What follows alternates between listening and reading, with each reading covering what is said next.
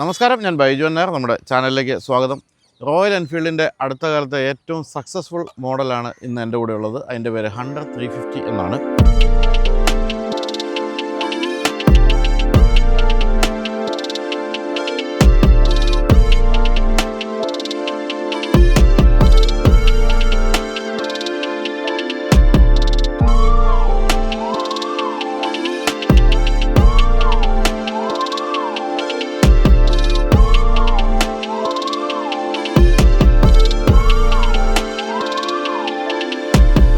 അടുത്ത കാലത്ത് കാര്യമായ രീതിയിൽ അപ്ഗ്രേഡ് സംഭവിച്ചിട്ടുണ്ട് ഹണ്ടറിന്. അതുകൊണ്ട് തന്നെയാണ് നമ്മളിന്ന് നമ്മുടെ വീഡിയോയിൽ ഈ ഒരു വാഹനം കൊണ്ടുവന്നിരിക്കുന്നത്.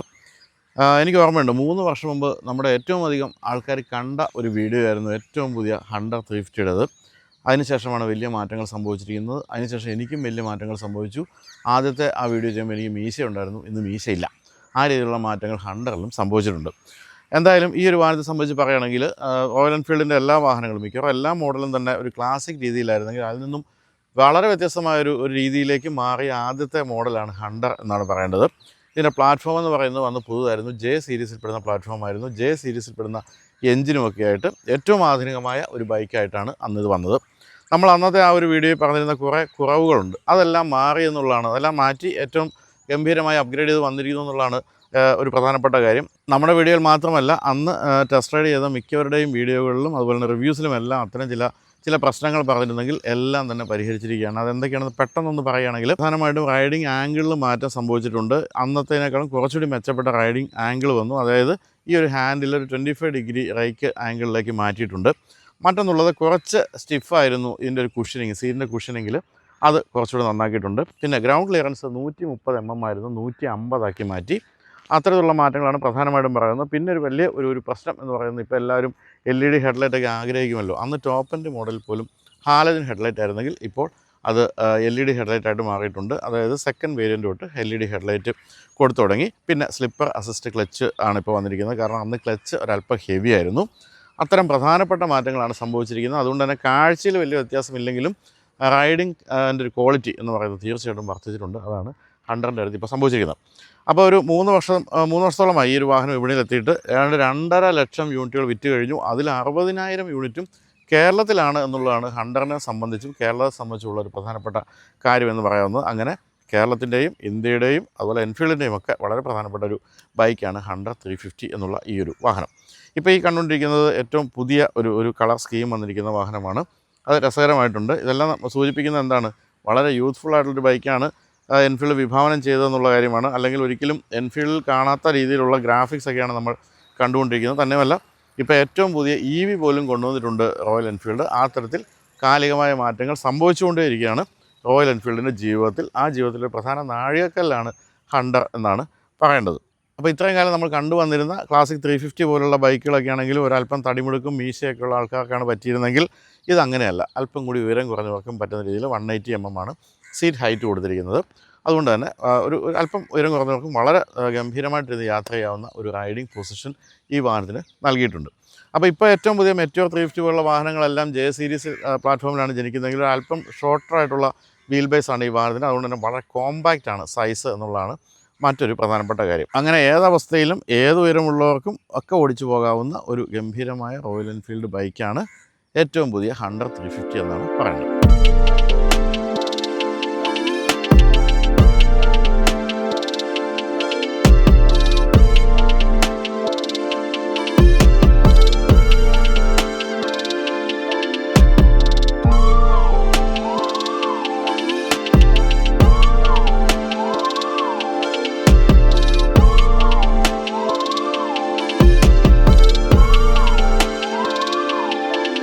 കാര്യമായ രീതിയിൽ ഹണ്ടർ 350 വർണ്ണിക്കേണ്ട കാര്യമുണ്ടെന്ന് തോന്നുന്നില്ല. കാരണം നിങ്ങളെല്ലാവരും ധാരാളമായി കണ്ടിരിക്കുന്നൊരു വാഹനമാണ്. തന്നെയുമല്ല, എക്സ്റ്റീരിയറിൽ വലിയ മാറ്റങ്ങളൊന്നുമില്ല. എങ്കിൽ പോലും ആ ഒരു റെട്രോ സ്റ്റൈലും ഏറ്റവും മോഡേൺ സ്റ്റൈലും കൂടെ ഒരു മിക്സ് എന്ന് പറയുന്നത് ഗംഭീരമായിട്ടുണ്ട്. റോയൽ എൻഫീൽഡിനെ സംബന്ധിച്ച് UK പോലും ഡിസൈൻ സ്റ്റുഡിയോ ഒക്കെ ഉള്ളതുകൊണ്ട് തന്നെ ലോകത്തുള്ള എല്ലാ നന്മകളും ഒരുമിച്ചാണ് ഈ ഡിസൈനിലേക്കൊക്കെ വന്നിരിക്കുന്നതെന്നാണ് പറയേണ്ടത്. എന്തായാലും ആ ഒരു റെട്രോ സ്റ്റൈലുള്ള ഹെഡ്ലാമ്പാണ് ഏറ്റവും മനോഹരം എന്ന് വിളിക്കുന്നത്. റോയൽ എൻഫീൽഡിൻ്റെ ആ ഒരു തനത് രീതി കൊടുത്തിരിക്കുന്നു. ഇപ്പോൾ ഞാൻ ഈ പറഞ്ഞ പോലെ LED ആയിട്ട് മാറിയിട്ടുണ്ട്. പക്ഷേ ഇതിൻ്റെ എൻട്രി ലെവൽ വേരിയൻറ്റിലൊക്കെ ഇപ്പോഴും കൊടുത്തിരിക്കുന്നത് ഹാലജൻ തന്നെയാണ്. ഹാലജൻ മോശമൊന്നുമല്ല. എനിക്ക് പലപ്പോഴും തോന്നിയിട്ടുള്ളത് ഹാലജനാണ് LED യേക്കാളും ഭേദം എന്നാണ് ചില വാഹനങ്ങളൊക്കെ ഓടിക്കുമ്പോൾ. അതുപോലെ തന്നെയാണ് റെട്രോ സ്റ്റൈലിലുള്ള സൈഡ് ഇൻഡിക്കേറ്റേഴ്സും കൊടുത്തിരിക്കുന്നു. ഫുൾ ബ്ലാക്ക് ഫിനിഷ് കൊടുത്തിരിക്കുന്നതാണ് ഏറ്റവും ഭംഗിയായിട്ടുള്ള മറ്റൊരു കാര്യം. ഡ്യുവൽ ചാനൽ ABS ആണ് കൊടുത്തിരിക്കുന്നത്. അതുപോലെ തന്നെ എൻഫീൽഡിൻ്റെ മറ്റ് വാഹനങ്ങളുമായിട്ട് കമ്പയർ ചെയ്യുമ്പോൾ അല്പം ചെറിയ വീൽ സൈസാണ്, 17 ഇഞ്ചാണ് കൊടുത്തിരിക്കുന്നത്. അലോയ് വീലും ഫുൾ ബ്ലാക്ക് ഡിസൈനിൽ കൊടുത്തിരിക്കുന്നത് നല്ല ഭംഗിയായിട്ടുണ്ട്. പക്ഷേ എൻട്രി ലെവൽ വേരിയൻറ്റിൽ ഇപ്പോഴും വയേർഡ് സ്പോക്ക് വീലുകളാണ് കൊടുത്തിരിക്കുന്നത്. സൈഡ് പ്രൊഫൈലാണ് ഇതിൻ്റെ ഏറ്റവും ഭംഗിയുള്ള രൂപം എന്ന് പറയുന്നത്. ഫുൾ ബ്ലാക്ക് ആൻഡ് ചെയ്തിരിക്കുന്ന എൻജിൻ ഭാഗങ്ങളായാലും അതുപോലെ എക്സോസ്റ്റ് ആയാലും എല്ലാം തന്നെ അത് രസകരമായിട്ടുണ്ട്. പിന്നെ ഞാൻ ഈ പറഞ്ഞ ഗ്രാഫിക്സ് എന്ന് പറയുന്നതിൽ ഈ ഒരു ഒട്ടും പ്രതീക്ഷിക്കാത്ത രീതിയിലുള്ള ഇതിലൊക്കെ എന്തൊക്കെയാണ് കൊടുത്തിരിക്കുന്നുണ്ടല്ലേ. അതിൽ ഒരു ബഹിരാകാശ സഞ്ചാരിയാണ്, നമ്മുടെ പ്രശാന്ത് നായരാണെന്ന് തോന്നുന്നു. അത്തരം കാര്യങ്ങൾ, ഇവിടെ ഒരു നീരാളി, അങ്ങനെയുള്ള പല കാര്യങ്ങളും ചേർത്ത് രസകരമാക്കിയിട്ടുണ്ട്. അതിനിടയ്ക്ക് റോയൽ എൻഫീൽഡിൻ്റെ ലോഗോയും ഭംഗിയായിട്ട് കൊടുത്തിരിക്കുന്നു. പിന്നെ ഒരു തീയും പുകയൊക്കെ ഉണ്ട് കേട്ടോ, എല്ലാ കാര്യങ്ങളും അതിൽ വന്നിരിക്കുന്നു. അതിൽ ഈ ഒരു ഡിസൈൻ വളരെ രസകരമായിട്ടുണ്ട്. നമ്മുടെ കുട്ടികൾക്കൊക്കെ ഇഷ്ടപ്പെടും, കുട്ടികൾ മീൻസ് യൂത്തന്മാർക്കും ഇഷ്ടപ്പെടുന്ന രീതിയിലാണ് അത് കൊടുത്തിരിക്കുന്നത്. അതുപോലെ തന്നെയാണ് ഇതും വളരെ വ്യത്യസ്തമായ സൈഡ് പാനലാണ്. സൈഡ് പാനലെന്ന് പറയാൻ പോലും ഇല്ല, വളരെ ചെറിയൊരു സംഭവമുള്ളൂ. അതിലും കൊടുത്തിരിക്കുന്ന കളേഴ്സും സ്റ്റിക്കറിങ്ങും ഒക്കെ നല്ല ഭംഗിയായിട്ടുണ്ട്. എക്സോസ്റ്റും വളരെ ഭംഗിയായിട്ട് ഇൻ്റഗ്രേറ്റ് ചെയ്തിരിക്കുന്നു. അതുകൊണ്ട് തന്നെ വളരെ ലീനായിട്ടുള്ള ഒരു വാഹനമാണിത്. ഒട്ടും തന്നെ മുഴച്ച് നിൽക്കുന്ന ഒരു പാർട്സും ഇല്ല എന്നുള്ള പ്രധാനപ്പെട്ട കാര്യമാണ്. മറ്റൊരു കാര്യമുള്ളത്, ഞാൻ നേരത്തെ പറയാൻ വിട്ടുപോയ കാര്യം, അതിൻ്റെ പിൻഭാഗ സസ്പെൻഷൻ ഒന്ന് റീട്യൂൺ ചെയ്തിട്ടുണ്ട്. സസ്പെൻഷൻ മാത്രം റീട്യൂൺ ചെയ്തിട്ടുണ്ട്. കാരണം ഇതിൻ്റെ ഒരു റൈഡിങ് രീതി എന്ന് പറയുന്നത് കുറച്ച് സ്റ്റിഫാണ് ആയിരുന്നു. അതായത് സസ്പെൻഷൻ്റെ കാര്യം നോക്കിയാലും അതുപോലെ സീറ്റായാലും ഒക്കെ സ്റ്റിഫായതുകൊണ്ട് ആ ഒരു പരാതി ഉണ്ടായിരുന്നെങ്കിൽ അതല്ല ഇപ്പോൾ ഏറ്റവും പുതിയ ഹണ്ടറിൽ മാറ്റി എടുത്തിട്ടുണ്ട്. മുൻഭാഗത്തെ ടയറിൽ നമ്മൾ പറയാൻ വിട്ടുപോയ കാര്യം, ഈ ഒരു ചെറിയ ഒരു കളറൊക്കെ ഇവിടെ കൊടുത്തിരിക്കുന്നതാണ്. അതേപോലെ തന്നെ അവിടെയും ഒരു വയലറ്റും അതുപോലുള്ള നിറമൊക്കെ കൊടുത്തിട്ടുണ്ട് ഈ ഒരു അലോയിൽ. അതും ഈ ഒരു ഗ്രാഫിക്സുമായിട്ടൊക്കെ ചേർന്ന് നിൽക്കുന്ന രീതിയിലാണ് കൊടുത്തിരിക്കുന്നത്. ഈ ഫുഡ് പക്കുകളുടെ കാര്യത്തിൽ വളരെ കൃത്യമായിരുന്നു നമ്മൾ ആദ്യകാലത്ത് ഹണ്ടർ ഓടിക്കുമ്പോൾ നമ്മുടെ ഒരു റൈഡിങ് പൊസിഷൻ. പക്ഷേ ഇപ്പോൾ ഒരല്പം ഈ ഹാൻഡിലിൻ്റെ പൊസിഷൻ അപ്പം മാറ്റിയപ്പോൾ എങ്ങനെയുണ്ടെന്നുള്ളത് നമുക്ക് ഓടിച്ച് നോക്കിയാലേ പറയാൻ പറ്റൂ. ആദ്യകാലത്ത് അത് വളരെ ഭംഗിയായിട്ട് വൃത്തിയായിട്ടൊക്കെ ഇരിപ്പുണ്ടായിരുന്നു. പിൻഭാഗത്തേക്ക് വരുമ്പോഴാണ് വീണ്ടും റെട്രോ സ്റ്റൈലിലുള്ള കാര്യങ്ങളൊക്കെ കാണുന്നത്. Tail lamp, rounded head lamp, അതുപോലെ തന്നെ അതിനോട് ഭംഗിയായിട്ട് ചേർന്ന് നിൽക്കുന്ന സൈഡ് ഇൻഡിക്കേറ്റേഴ്സ്. മഡ് ഗാർഡ് എന്ന് പറയുന്നതും വളരെയധികം ഉയർന്നു നിൽക്കുന്നില്ല എന്ന് മാത്രവുമല്ല, ആ ഒരു വീൽ ട്രാവൽ അധികം കാര്യമായിട്ടില്ല. കാരണം അല്ലെങ്കിൽ പലപ്പോഴും പിൻഭാഗത്തേക്ക് വരുമ്പോഴേക്കും ആ ഒരു ഗ്യാപ്പ് ഒരു വൃത്തിയോട് തോന്നിക്കാറുണ്ടെങ്കിൽ അതും ഭംഗിയായിട്ട് ചേർന്ന് നിൽക്കുന്നുണ്ട്. സാരി ഗാർഡ് ഉൾപ്പെടെയുള്ള കാര്യങ്ങളും എല്ലാം തന്നെ ഫുൾ ബ്ലാക്ക് കൊടുത്ത് ഭംഗിയാക്കിയിട്ടുണ്ട്. ചെറിയൊരു ഗ്രാബ് റെയിൽ ഇവിടെയും കൊടുത്തിട്ടുണ്ട്. അതൊക്കെ ആ ഒരു രൂപത്തോട് ചേർന്ന് നിൽക്കുന്നു. നല്ല ഭംഗിയായിട്ടുണ്ടെന്നുള്ള കാര്യത്തിൽ സംശയമില്ല. അതുപോലെ ഇവിടെ ഒരു ചെറിയ കട്ട് കൊടുത്തിട്ടുണ്ട്. അതുകൊണ്ട് കാല് ഇരിക്കുമ്പോൾ നന്നായിട്ട് ചേർന്ന് ഇരിക്കുന്നൊരു പൊസിഷൻ കിട്ടുകയും ചെയ്യും. അപ്പോൾ ഇനി ഹാൻഡിലേക്ക് വരികയാണെങ്കിൽ, ഹാൻഡിലിൽ പ്രധാനമായിട്ടും ഇപ്പോൾ ഇതിൽ സ്റ്റോപ്പ് എൻഡിലേക്കൊക്കെ എത്തുമ്പോഴേക്കും ട്രിപ്പ് നാവിഗേഷൻ ഇപ്പോൾ സ്റ്റാൻഡേർഡായിട്ട് വന്നിരിക്കുന്നു. നേരത്തെ നമ്മൾ ഫസ്റ്റ് ആ ഒരു വീഡിയോ ചെയ്തപ്പോൾ അതിൽ പറഞ്ഞിരുന്നത് ഇത് അഡീഷണലായിട്ട് ആഡ് ചെയ്യണമെന്നായിരുന്നെങ്കിൽ ഇപ്പോൾ 2-3 വേരിയൻറ്റുകളിൽ ഇപ്പോൾ ഇത് വന്നിരിക്കുന്നു എന്നുള്ളതാണ് പ്രധാനപ്പെട്ട മറ്റൊരു കാര്യം.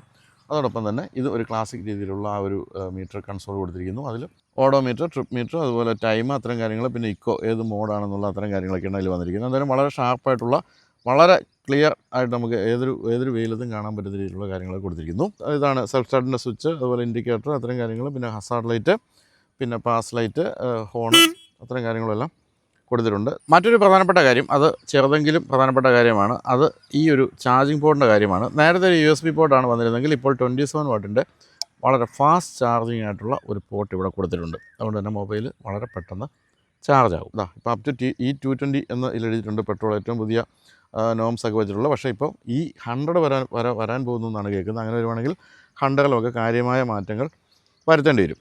അപ്പോൾ ഇതാണ് ഏറ്റവും പുതിയതെന്ന് പറയാനാവില്ല കേട്ടോ, ഇത് വന്നിട്ടും കുറച്ചായി എങ്കിലും നമ്മളത് ടെസ്റ്റ് റൈഡ് ചെയ്തിരുന്നില്ല. അതിൽ വന്നിരിക്കുന്ന പുതിയ കാര്യങ്ങൾ ഈ പറഞ്ഞതൊക്കെയാണ്.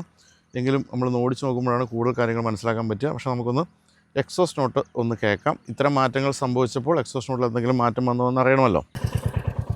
എന്തായാലും എൻഫീൽഡിൻ്റെ ബൈക്കുകളുടെ ആ ഒരു ശബ്ദം ഉണ്ടല്ലോ, അതിൽ നിന്ന് വിട്ടുപോകാൻ നമ്മൾ സമ്മതിക്കില്ല, ഇന്ത്യക്കാർ സമ്മതിക്കില്ല. അത് തന്നെയാണ് ഇപ്പോഴും സംഭവിച്ചിരിക്കുന്നത്.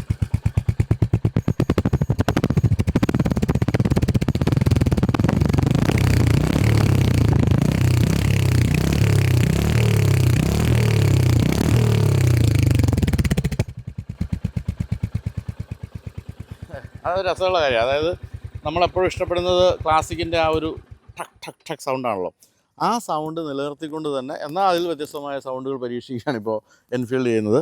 ഇപ്പോൾ ഈ ഒരു വാഹനത്തിൻ്റെ കാര്യത്തിൽ തന്നെ നിങ്ങൾ കേട്ട് കാണുമല്ലോ, അതേ സൗണ്ട് തന്നെയാണ്. പക്ഷേ കുറച്ചുകൂടി ഷാർപ്പായി, കുറച്ചുകൂടി ക്രിസ്പായി, കുറച്ചുകൂടി കോമ്പാക്റ്റായി എന്നൊക്കെ തോന്നുന്ന രീതിയിലാണ്. എനിക്ക് സത്യത്തിൽ അത് വളരെ പതുക്കെ പോകുമ്പോഴാണ് അതിൻ്റെ ഈ ഒരു ക്ലാസിക്കിൻ്റെ സൗണ്ട് എന്ന് പറയുന്നത് നമ്മളെ ആകർഷിക്കുന്നെങ്കിൽ ഇത് അങ്ങനെയല്ല. സ്പീഡിൽ പോകുമ്പോഴും രസകരമായൊരു സൗണ്ട് സമ്മാനിക്കുന്നത്. അപ്പോൾ എക്സോസ്റ്റ് നോട്ട് എന്ന് പറയുന്നത് ഗംഭീരം എന്നാണ് പറയേണ്ടത്. അങ്ങനെ എല്ലാ തരത്തിലും കൈക്കും മനസ്സിനും ഇണങ്ങുന്ന ഒരു വാഹനമായിട്ടാണ് എനിക്ക് ഏറ്റവും പുതിയ ഹണ്ടർ 350 തോന്നിയത്.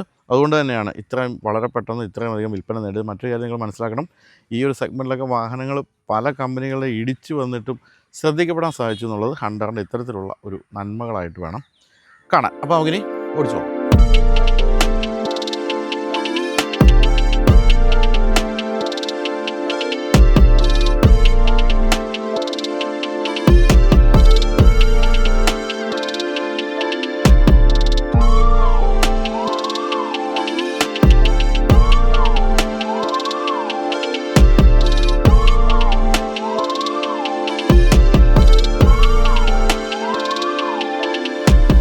എൻഫീൽഡിൻ്റെ മോഡലുകളെ വ്യത്യസ്തമാക്കുന്നത് ആ കാഴ്ചയിലുള്ള പ്രൗഢിയും അതുപോലെ തന്നെ വളരെ ഉയരമുള്ളവർക്ക് പോലും സഞ്ചരിക്കാവുന്ന വലിപ്പവുമൊക്കെ ആണെങ്കിൽ ഹണ്ടറിൻ്റെ കാര്യത്തിൽ അതെല്ലാം തികച്ചും വ്യത്യസ്തമാണ് എന്നാണ് പറയേണ്ടത്. എപ്പോഴും ഒരേ രീതിയിലുള്ള വാഹനങ്ങളുമായിട്ട് മുന്നോട്ട് പോകാനാവില്ല ഒരു കമ്പനിക്കും. അതുകൊണ്ട് തന്നെ യുവാക്കളുടെ മനസ്സ് മനസ്സിലാക്കി വളരെ മോഡേൺ ലുക്കും അതോടൊപ്പം തന്നെ എൻഫീൽഡിൻ്റെ തനത് റെട്രോ ലുക്കും എല്ലാം കൂടി ഉൾച്ചേർത്താണ് ഏറ്റവും പുതിയ ഹണ്ടർ നിർമ്മിച്ചിരിക്കുന്നത്. എനിക്ക് ഏറ്റവും ഇഷ്ടപ്പെടുന്ന ബോഡി ഗ്രാഫിക്സൊക്കെയാണ്. മറ്റൊരു മോഡലിലും കാണാത്ത, മറ്റൊരു വാഹന നിർമ്മാതാവിൻ്റെ മോഡലിലും കാണാത്ത രീതിയിലുള്ള ആ ഒരു ഗ്രാഫിക്സും സ്റ്റിക്കറിങ്ങൊക്കെ അതിഗംഭീരമാണ്. അതുപോലെ തന്നെയാണ് എൻഫീൽഡിനെ ഒരു ഭയപ്പാടോടുകൂടിയാണ് യുവതലമുറ വീക്ഷിച്ചിരുന്നെങ്കിൽ ഇപ്പോൾ അതിനൊക്കെ വലിയ മാറ്റം വന്നു. ഈവൻ ഏറ്റവും പുതിയ ക്ലാസിക് 350 പോലും കോളേജുകളിലൊക്കെ നമ്മൾ പാർക്കിംഗ് സ്ഥലത്ത് ചെന്നാൽ കാണാം ഇഷ്ടംപോലെ ഇരിക്കുന്നത്. പക്ഷേ മുമ്പൊന്നും അങ്ങനെ ആയിരുന്നില്ല. വളരെ മുതിർന്നവർ മാത്രം ഉപയോഗിക്കുന്ന വാഹനമായിരുന്നു എൻഫീൽഡിൻ്റെ ക്ലാസിക് 350 ഒക്കെ എങ്കിൽ ആ ഒരു കോൺസെപ്റ്റൊക്കെ പാടെ മാറിയിട്ടുണ്ട്. അപ്പോൾ അതിനും അപ്പുറത്തേക്ക് ഒരു പടി കൂടി കടന്നാണ് ഇത്തരത്തിലുള്ള മെറ്റിയോർ ആയാലും അതുപോലെ തന്നെ ഹണ്ടർ ആയാലും എല്ലാം യുവ മനസ്സുകളിലേക്ക് ചേക്കേറിയിരിക്കുന്നത്. ഇപ്പോൾ ഈ വാഹനത്തിൻ്റെ സീറ്റിലേക്ക് നമ്മൾ ആദ്യമായിട്ട് കയറിയിരിക്കുമ്പോൾ തന്നെ നമുക്ക് തോന്നുന്നത് ഒരു ഈസിനെസ്സും അതുപോലെ തന്നെ ഒരു ആക്സസിബിലിറ്റി തുടങ്ങിയ കാര്യങ്ങളൊക്കെയാണ്.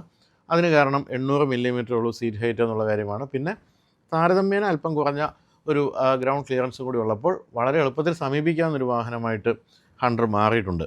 മുമ്പൊക്കെ എൻഫീൽഡിൻ്റെ വാഹനങ്ങൾ കയ്യിൽ നിന്ന് പോയി എന്നുള്ളതായിരുന്നു അവസ്ഥ. അതായത് നമുക്ക് തിരിച്ച് പിടിച്ച് പൊക്കിയെടുക്കാൻ പറ്റാത്ത അത്രയും വെയിറ്റ് ഉണ്ടായിരുന്നെങ്കിൽ ഹണ്ടറിൻ്റെ കാര്യത്തിൽ വെയിറ്റ് വീണ്ടും കുറഞ്ഞിട്ടുണ്ട്. ക്ലാസിക് 350യേക്കാളും 14 കിലോ കുറവുണ്ട് ഈ ഒരു വാഹനത്തിന്. 181 കിലോഗ്രാമാണ് ഭാരം. പക്ഷേ ആ ഒരു വെയിറ്റ് ഉണ്ട് എന്ന് നമുക്ക് തോന്നുന്നത് പോലും ഇവരുടെ പ്രസ് റിലീസൊക്കെ കാണുമ്പോഴാണ്. പക്ഷേ ഓടിച്ചു തുടങ്ങുമ്പോൾ അത്ര പോലും വെയിറ്റ് ഇല്ലല്ലോ, ലൈറ്റ് വെയിറ്റ് ആണല്ലോ എന്നാണ് നമുക്ക് തോന്നുക. അതുപോലെ തന്നെയാണ് റോയൽ എൻഫീൽഡിൻ്റെ ആദ്യത്തെ മോഡേൺ ബൈക്കാണ്. മുന്നിലും പിന്നിലും ഒരേ ടയർ സൈസ് ഉള്ളത്. 17 ഇഞ്ച് ഒരേ പ്രൊഫൈൽ ടയേഴ്സാണ് ഫ്രണ്ടിലും ബാക്കിലും. അത് ഒരു ഒരു അജിലിറ്റി എന്ന് പറയുന്ന സംഭവം വർദ്ധിപ്പിക്കുന്നുണ്ടെന്നുള്ള കാര്യത്തിൽ സംശയമില്ല. പിന്നെ ഒരല്പം വീൽ ബേസും കുറവാണല്ലോ, ക്ലാസിക്കിനേക്കാളും ഏതാണ്ട് 20 മില്ലിമീറ്റർ വീൽ ബേസും കുറവാണ്. അങ്ങനെ മൊത്തത്തിൽ നമ്മുടെ കയ്യിലിരിക്കുന്ന ഒരു രീതിയുണ്ട്. പിന്നെ ഇപ്പോൾ ഏറ്റവും പുതുതായിട്ട് നമ്മുടെ ഈ ഹാൻഡിലിൻ്റെ കാര്യത്തിലും വന്നിരിക്കുന്ന ഒരു മാറ്റം 25 ഡിഗ്രി എന്ന് പറയുന്ന ആ ഒരു റൈറ്റ് ആംഗിളോട് വന്നപ്പോഴേക്കും അല്പം കൂടി സുഖമായിട്ടിരുന്ന് സഞ്ചരിക്കാൻ സാധിക്കുന്നുണ്ട്. അപ്പോൾ എൻ്റെ ഒരു ചെറിയ ഒരു ടെൻഷൻ എന്ന് പറയുന്നത് ഫുഡ് പെഗ് പഴയ രീതിയിൽ തന്നെയാണല്ലോ, അപ്പോൾ എങ്ങനെയാകും ഈ ഹാൻഡിൽ ബാറിൻ്റെയും അതുപോലെ തന്നെ ഫുഡ് പെഗിൻ്റെയും കൂടെ സിങ്ക് എന്നുള്ളതായിരുന്നു. പക്ഷേ അതും വളരെ കൃത്യമാണ്. ഇപ്പോഴാണ് എനിക്ക് തോന്നുന്നത് കുറച്ചുകൂടി ഫുഡ് പെഗിൻ്റെ ഒരു പൊസിഷൻ ഒരു കൃത്യമായത് എന്നുള്ള കാര്യമാണ്. അങ്ങനെ അതും മോശം ഒന്നും ഇല്ല. അതും ഈ പറഞ്ഞ റോയൽ എൻഫീൽഡിൻ്റെ മറ്റ് വാഹനങ്ങളെക്കാളും മികച്ചൊരു ഹാൻഡിലിൻ്റെ ഒരു പൊസിഷൻ നമുക്ക് സമ്മാനിക്കുന്നുണ്ട്. അതുപോലെ റിയർ ഫ്രെയിമും ഒരല്പം ചെറുതാണ് മറ്റ് മോഡലുകളുമായിട്ട് നോക്കുമ്പോൾ. പിന്നെ പുതിയ സബ് ഫ്രെയിം വന്നിട്ടുണ്ട്. ഇതെല്ലാം വന്നു കഴിഞ്ഞപ്പോൾ നമുക്ക് ശരിക്കും ഈ വാഹനം ഓടിക്കുമ്പോൾ ഒരു 250 cc ഒരു നേക്കഡ് ബൈക്ക് ഓടിക്കുന്ന ഒരു രീതിയാണ് ഇതിന് വരുന്നത്. വളരെ രസകരമായ റൈഡിങ് അതുകൊണ്ട് നമുക്ക് കിട്ടുന്നുമുണ്ട്. അതുപോലെ തന്നെ പുതിയ ഹണ്ടർ വന്നപ്പോൾ ലീൻ ആംഗിളിലും വ്യത്യാസം വന്നിട്ടുണ്ട്. 43 ഡിഗ്രി ലെഫ്റ്റും അതുപോലെ തന്നെ 42 ഡിഗ്രി റൈറ്റുമാണ്. അതും ഒരു ഡിഗ്രി വ്യത്യാസമാണ് ആ കാര്യത്തിൽ വന്നിരിക്കുന്നത്. നമ്മൾ പിന്നെ ആ തരത്തിലുള്ള റൈഡിംഗ് ഒന്നും കാഴ്ചവെച്ചില്ലെങ്കിലും ഇതൊക്കെയാണ് നമുക്ക് പേപ്പറിൽ കാണാവുന്ന കാര്യങ്ങൾ. അതാണ് എൻഫീൽഡ് നമ്മളെ അറിയിച്ചിരിക്കുന്ന കാര്യങ്ങളും. ഡ്യുവൽ ചാനൽ ABS ഉള്ളതുകൊണ്ട് നമുക്ക് ആ ഒരു കാര്യത്തിലും ബ്രേക്കിങ്ങിൻ്റെ കാര്യത്തിലും ആത്മവിശ്വാസം കിട്ടുന്നുണ്ട്. സസ്പെൻഷനിലേക്ക് പോകണമെങ്കിൽ ആദ്യം തൊട്ടേ ഒരല്പം ഫേം ആയിരുന്നു ഇതിൻ്റെ സസ്പെൻഷൻ. പക്ഷേ ഇപ്പോൾ ഒരല്പം കൂടി ഒരു കുഷ്യൻഡ് ആക്കി മാറ്റിയിട്ടുണ്ടെങ്കിലും ഇപ്പോഴും എനിക്ക് തോന്നുന്നത് ക്ലാസിക് 350യേക്കാളും അതുപോലെ തന്നെ മെറ്റിയോറിനേക്കാളും അല്പം കൂടി ഫേം സൈഡ് തന്നെയാണ് ഇപ്പോഴും സസ്പെൻഷനുള്ള കാര്യമാണ്. പക്ഷേ എപ്പോഴും നമ്മൾ സ്പീഡിലൊക്കെ സഞ്ചരിക്കുമ്പോൾ ഈ ഫേം സസ്പെൻഷനാണ് ഏറ്റവും മികച്ചതെന്നാണ് എൻ്റെ ഒരു അനുഭവം. അതുപോലെ തന്നെ വളവുകൾ വീശുമ്പോഴും ഈ ഒരു ഫേം സസ്പെൻഷൻ കുറച്ചുകൂടി ആത്മവിശ്വാസം സമ്മാനിക്കും. അതുപോലെ തന്നെ എഞ്ചിനിലേക്ക് വരികയാണെങ്കിൽ എഞ്ചിൻ്റെ കാര്യത്തിൽ മാറ്റമൊന്നും സംഭവിച്ചിട്ടില്ല. 20 HP എഞ്ചിനാണ്. അതുപോലെ തന്നെ 27 ന്യൂട്ടൺ മീറ്ററാണ് മാക്സിമം ടോർക്ക്. പക്ഷേ ഇതൊന്ന് റീമാപ്പ് ചെയ്തിട്ടുണ്ടെന്നാണ് കമ്പനി പറയുന്നത്. അതായത് പവർ ഡെലിവറി കുറച്ചുകൂടി മികച്ചു, ടോർക്കിൻ്റെ ഡെലിവറി അല്പം കൂടി മെച്ചപ്പെട്ടു എന്നാണ് പുതിയ വാഹനത്തിൽ കമ്പനി പറയുന്നത്. നമുക്കറിയാവുന്ന പോലെ നേരത്തെ തന്നെ ഈ J സീരീസിൽ പെടുന്ന എഞ്ചിനുകളുള്ള മറ്റ് 2 മോഡലിലും ക്ലാസിക്കിലും മെറ്റീരിയലും രണ്ടാമത് ആദ്യം ഇറങ്ങിയ മോഡലിന് ശേഷം റീമാപ്പ് ചെയ്തിരുന്നു. അതുതന്നെയാണ് ഇപ്പോൾ ഇതിലും സംഭവിച്ചിരിക്കുന്നതെന്നാണ് പറയുന്നത്. അതുകൊണ്ട് തന്നെ കുറച്ചുകൂടി റെസ്പോൺസീവ് ആയിട്ടുണ്ട് എഞ്ചിൻ. അതുപോലെ തന്നെ എക്സോസ് സൗണ്ടിലും ഒരു ചെറിയ മാറ്റം സംഭവിച്ചു എന്നാണ് എനിക്ക് തോന്നിയത്. സ്ഥിരമായിട്ട് ഉപയോഗിക്കുന്നവർ ഇപ്പോൾ എക്സോസ് സൗണ്ടൊക്കെ ഒന്ന് കേട്ടിട്ടൊന്ന് പറയുക.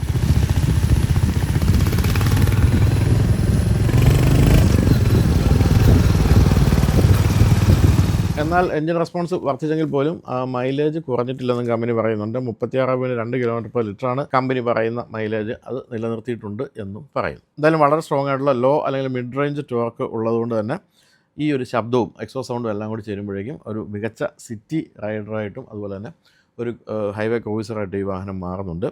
അതോടൊപ്പം തന്നെ കൈകാര്യം ചെയ്യാനുള്ള എളുപ്പം, അതാണ് എനിക്ക് എൻ്റെ കാര്യത്തിൽ ഏറ്റവും കൂടുതൽ ഇഷ്ടപ്പെട്ട കാര്യം. അപ്പം വളരെ പതുക്കെ പോയി ശബ്ദം കേൾപ്പിച്ച് എൻജോയ് ചെയ്താണ് നമ്മൾ ക്ലാസിക് 350 അനുഭവിക്കുന്നതെങ്കിൽ ഇതങ്ങനെയല്ല. ഇത് ഏത് വേഗതയിലും അതുപോലെ തന്നെ വേഗത കുറഞ്ഞ ഒരവസ്ഥയിലുമൊക്കെ ഓടിച്ച് എൻജോയ് ചെയ്യാൻ സാധിക്കുന്നുണ്ട്.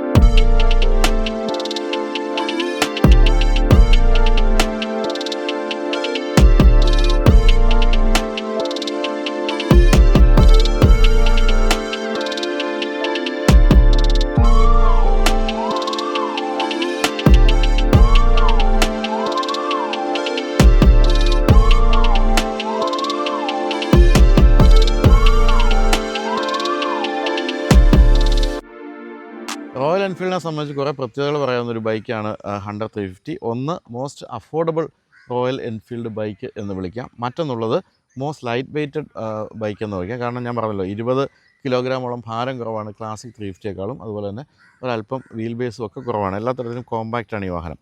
വില നോക്കുകയാണെങ്കിൽ 2 ലക്ഷം രൂപ താഴെ കിട്ടുന്ന ഒരു ഗംഭീര ബൈക്ക് എന്നാണ് പറയുന്നത്. കാരണം 1.37 ലാക്സിലാണ് ഇതിൻ്റെ വില ആരംഭിക്കുന്നതെങ്കിൽ 1.69 ലാക്സിലാണ് വില അവസാനിക്കുന്നത്. തീർച്ചയായിട്ടും വളരെ അഫോർഡബിൾ തന്നെയാണ് അങ്ങനെ നോക്കുമ്പോൾ എന്നുള്ള കാര്യത്തിൽ സംശയമില്ല. മൈലേജ് മോശമല്ല. കമ്പനി പറയുന്നത് ഞാൻ പറഞ്ഞല്ലോ 36 കിലോമീറ്റർ മൈലേജ് പറയുന്നുണ്ട്. മര്യാദയ്ക്കൊക്കെ ഓടിച്ചാൽ അത്ര കിട്ടാനുള്ള സാധ്യതയുണ്ട്. അപ്പോൾ മിസ്സിംഗ് ആയിരുന്ന കുറേ കാര്യങ്ങൾ ആഡ് ചെയ്ത്, പ്രധാനമായിട്ടും ഞാൻ പറഞ്ഞല്ലോ LED ഹെഡ് ലാമ്പ് അതുപോലെ തന്നെ ട്രിപ്പ് നാവിഗേഷൻ പോലുള്ള കാര്യങ്ങളൊക്കെ ആഡ് ചെയ്ത് വന്നു. കൂടാതെ കുറച്ച് നന്നായിരുന്നെങ്കിൽ നമുക്ക് തോന്നിയിരുന്ന കുറേ കാര്യങ്ങൾ കൂടി നന്നാക്കി എടുത്തിട്ടുണ്ട്. അത് സീറ്റിൻ്റെ കുഷനിങ് ആയാലും അതുപോലെ തന്നെ സസ്പെൻഷൻ ആയാലും ക്ലച്ചിൻ്റെ കാര്യങ്ങളായാലും എല്ലാം നന്നാക്കി എടുത്തിട്ടുണ്ട്. അങ്ങനെ പടിപടിയായിട്ട് നന്നായി ഏറ്റവും ഗംഭീരമായ ഒരു വാഹനമായിട്ട് ഇപ്പോൾ ഏറ്റവും പുതിയ ഹണ്ടർ 350 മാറിയിട്ടുണ്ട്. അപ്പോൾ റോയൽ എൻഫീൽഡ് എന്ന് കേൾക്കുമ്പോഴേക്കും മാറി നിൽക്കേണ്ട കാര്യമില്ല യുവാക്കൾ എന്നാണ് ഇപ്പം റോയൽ എൻഫീൽഡ് നമ്മളെ മനസ്സിലാക്കി തന്നുകൊണ്ടിരിക്കുന്നത്. അതിൻ്റെ ഏറ്റവും പുതിയ ഉദാഹരണമായിട്ട് കാണിക്കാവുന്ന ഒരു വാഹനമാണിത്. ഇനിയിപ്പോൾ EVയും കൂടിയൊക്കെ വന്നു കഴിയുമ്പോൾ പൂർണ്ണമായിട്ട് യൂത്ത്ഫുള്ളായിട്ട് മാറും റോയൽ എൻഫീൽഡ് എന്നുള്ള കാര്യത്തിലും സംശയമില്ല. അപ്പോൾ ഇത്രയും പറഞ്ഞ് അവസാനിപ്പിക്കുന്നു. വീഡിയോ എല്ലാവർക്കും ബൈ.